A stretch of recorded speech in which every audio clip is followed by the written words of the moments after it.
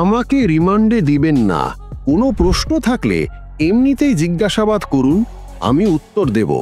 এমন সরল উক্তি করেও শেষ রক্ষা হলো না আওয়ামী লীগকে গেরিলা প্রশিক্ষণের অভিযোগে তার সেনা হেফাজতে থাকা মেজর সাদিকের স্ত্রী সুমাইয়া জাফরিনের।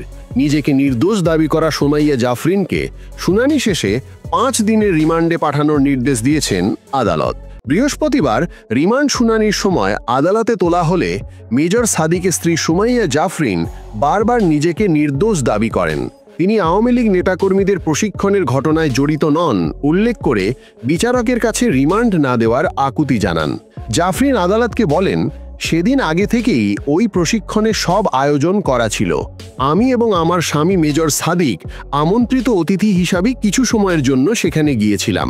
এএসপি পরিচয়ে অন্য কেউ ভেন্যুটি আগে থেকেই ভাড়া করেছিল এবং এখন তার দায় আমার উপর চাপানো হচ্ছে।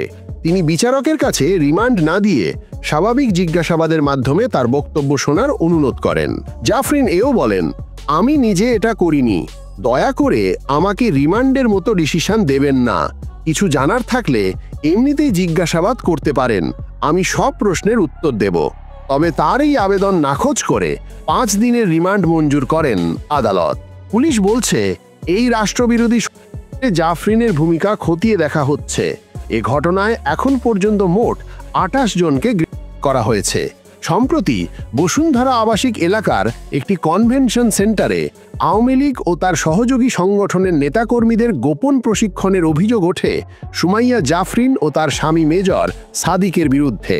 এই ঘটনা প্রকাশ্যে আসার পর গত বৃহস্পতিবার রাতে মেজর সাদিককে সেনা হেফাজতে নেওয়া হয় এবং তারপর থেকেই পুলিশ তার স্ত্রী জাফরিনকে খুঁজছিল। বুধবার রাতে তাকে মিরপুর ডিওএইচএস থেকে গ্রেফতার করে ডিবি। অন্যদিকে মেজর সাদিককেও হেফাজতে রেখে তদন্ত চালিয়ে যাচ্ছে সেনাবাহিনী।